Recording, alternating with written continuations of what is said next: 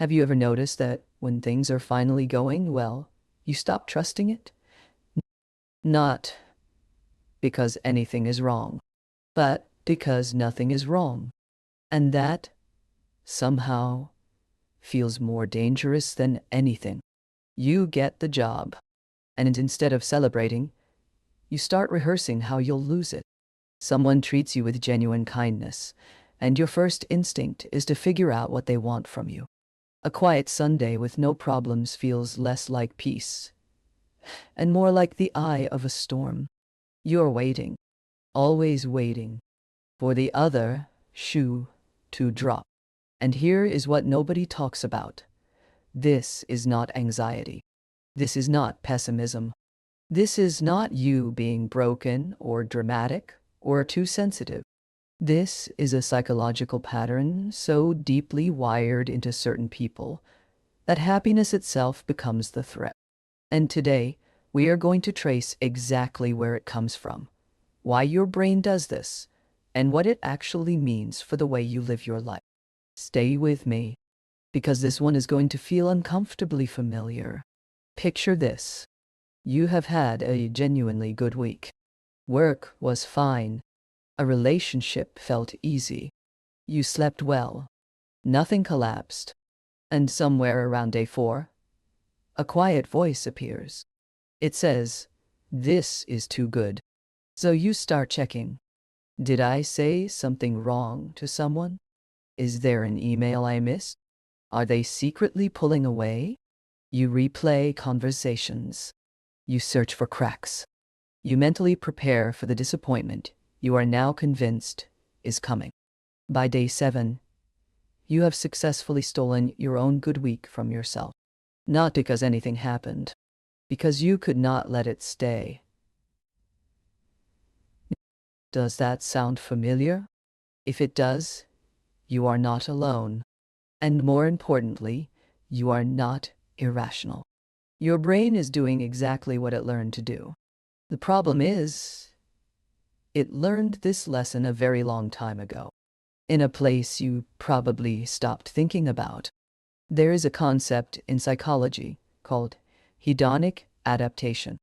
It describes our tendency to return to a baseline emotional state after positive or negative events. But that is not what we are talking about here. What we are talking about is something more specific. Psychologists call it Cherophobia, from the Greek word chara, meaning joy, the active, unconscious avoidance of happiness. But even that word makes it sound like a quirk, a phobia, something small. Something small. What it actually is a survival strategy. Your nervous system is not trying to make you miserable. It is trying to protect you. The logic, buried deep beneath conscious thought, goes something like this. If I do not get too happy, I cannot fall too far. If I do not let myself fully have this, losing it will not destroy me. It is preemptive grief, emotional armor worn before the battle even starts. And the cruel irony is that the armor works. You never feel the full crash of losing something you never fully let yourself have. But you also never feel the full warmth of having it.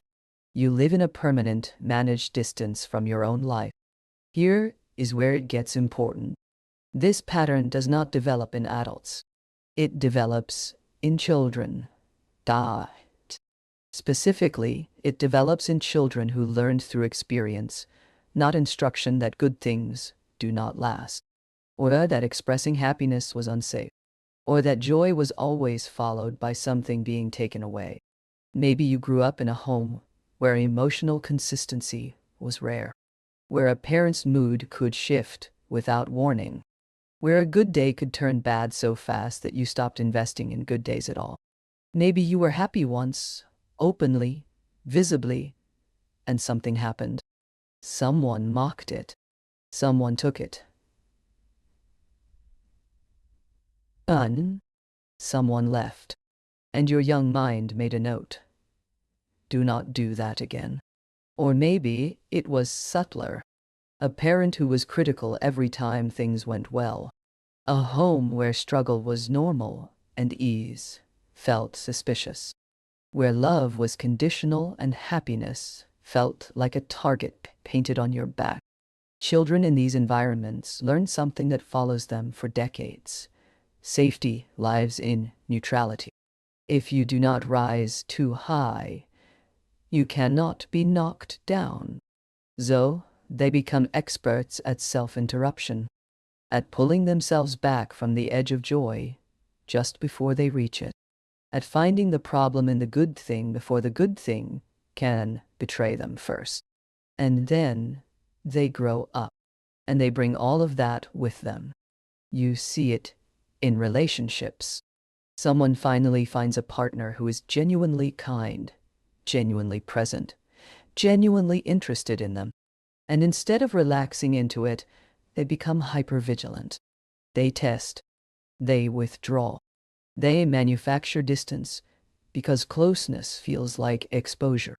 They think, if I need this person too much, losing them will kill me. So they never fully need them. And slowly, they push away the exact thing they wanted most. You see it in success. Someone works for years toward a goal.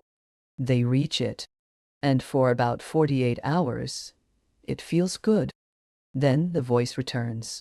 This will not last. You got lucky. They will figure out you do not belong here. And instead of building on the success, they self-sabotage.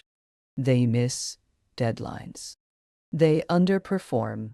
They unconsciously engineer the failure they were afraid of because at least that way, it happens on their terms. You see it in the small moments too. A beautiful evening, a meal with someone you love, a rare moment of genuine peace.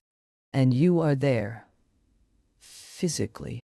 But part of you is already somewhere else, already preparing for when this ends, already grieving something that has not left yet. This is called anticipatory grief. And for people with this pattern, it is not occasional. It is the default mode. Here is what I want you to sit with. The belief underneath all of this is not that bad things happen. Everyone knows bad things happen. The belief is that you specifically do not deserve for things to stay good. That happiness is something other people get to keep. That for you, it is always temporary, always borrowed, always about to be recalled. That is not a fact about the world. That is a story your nervous system wrote when you were too young to edit it. And here's the twist that most people miss. The avoidance does not protect you. It just guarantees the outcome you are afraid of. You avoid closeness, and you end up alone. You avoid hope, and nothing changes. You avoid happiness, and you never have it, not because life took it, but because you never let it in. The threat was never out there. It was the habit of defending against a threat that no longer exists. You are still protecting a child who needed protecting. But you are not that child anymore. So what do you do with this? You start by noticing, not fixing, not forcing yourself to feel happy when you do not. Just noticing. The next time something good happens, and you feel yourself pulling back, pause. Name it. I am doing the thing. I am scanning for danger, because danger is what I learned to expect.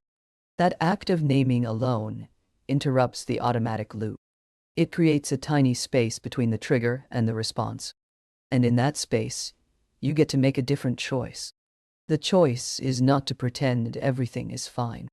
The choice is to let something be good without immediately trying to protect yourself from it. To sit in the warmth for just a moment, longer than feels comfortable. To let the good week be a good week. Not because nothing will ever go wrong, but because you deserve to fully live the moments when things go right. You were taught that happiness was dangerous, but that was someone else's fear, passed down to you before you had any say in the matter. It does not have to be yours anymore.